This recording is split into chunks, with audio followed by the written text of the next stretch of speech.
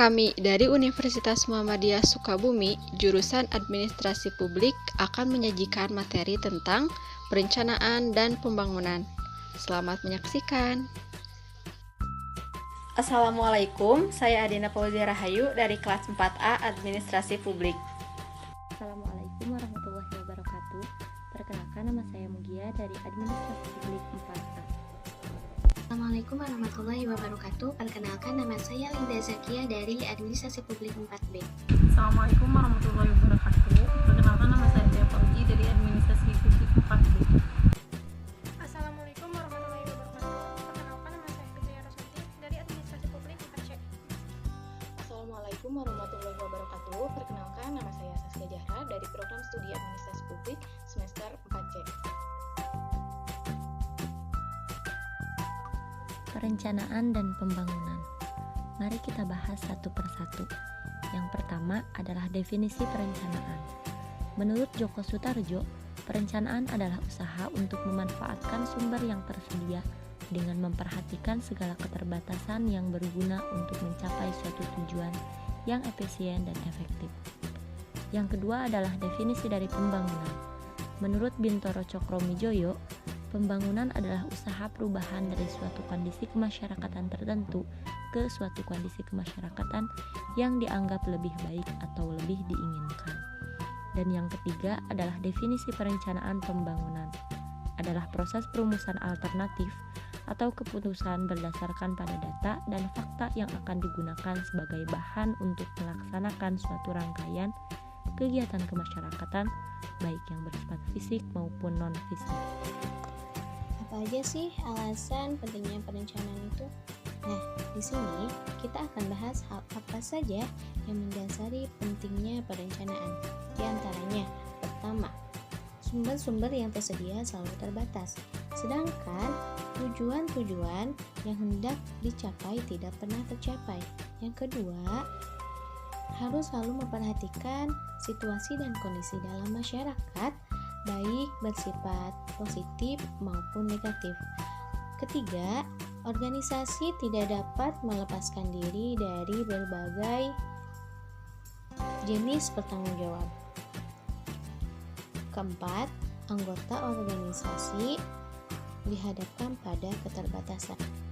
Selanjutnya adalah manfaat dari perencanaan dan pembangunan. Manfaat perencanaan pembangunan yang pertama adalah terhindar dari pemborosan waktu, uang, dan tenaga. Yang kedua adalah dimungkinkannya dilakukan pemilihan berbagai alternatif. Yang ketiga, dimungkinkannya perubahan yang perlu dilakukan. Dan yang keempat, dimungkinkannya evaluasi terhadap tindakan yang akan dilaksanakan. Selanjutnya adalah fungsi dari perencanaan dan pembangunan. Fungsi dari perencanaan pembangunan yang pertama adalah mengarahkan kegiatan, yang kedua adalah perkiraan potensi, prospek perkembangan, hambatan, dan resiko yang mungkin akan datang pada masa yang akan datang. Yang ketiga, memberikan kesempatan untuk mengadakan pilihan yang terbaik. Yang keempat, penyusunan skala prioritas dari segi pentingnya tujuan. Dan yang kelima adalah alat ukur atau standar untuk pengawasan dan evaluasi. Selanjutnya kita akan memasuki materi tipe-tipe perencanaan dan pembangunan dan bagaimana cara penerapannya. Yang pertama adalah sistem kapitalis atau free private system, yaitu suatu sistem di mana mekanisme pasar lebih diutamakan.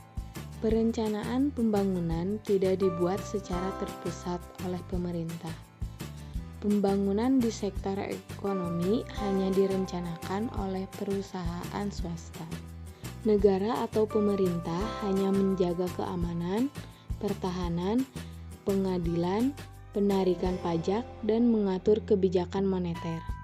Yang kedua adalah sistem sosialis, di mana sumber-sumber ekonomi dan kehidupan diatur secara sentral oleh pemerintah.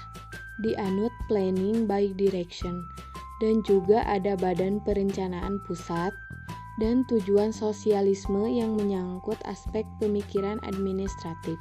Yang ketiga adalah sistem campuran, yaitu lembaga campuran produksi yang dimiliki oleh swasta tetapi mendapat pengendalian dari pemerintah. dan paduan kebebasan ekstrim dengan pengendalian kolektif dapat didefinisikan oleh 2 poin yang ada dalam video ini. Selanjutnya adalah materi tentang mekanisme perencanaan dan pembangunan. Yang pertama adalah pendekatan publik, yang berarti pemilihan presiden atau kepala daerah menghasilkan rencana pembangunan hasil proses politik, khususnya penjabaran visi dan misi dalam RPJMD. Yang kedua adalah proses teknopraktik, menggunakan metode dan kerangka berpikir ilmiah oleh lembaga atau satuan kerja yang secara fungsional bertugas untuk itu. Yang ketiga adalah partisipatif, dilaksanakan dengan melibatkan seluruh stakeholders, antara lain melalui Musrenbank. Yang terakhir, keempat, adalah top down dan bottom up, dilaksanakan menurut jenjang pemerintahan. Sekian video dari kami, terima kasih sudah menonton. Wassalamualaikum warahmatullahi wabarakatuh.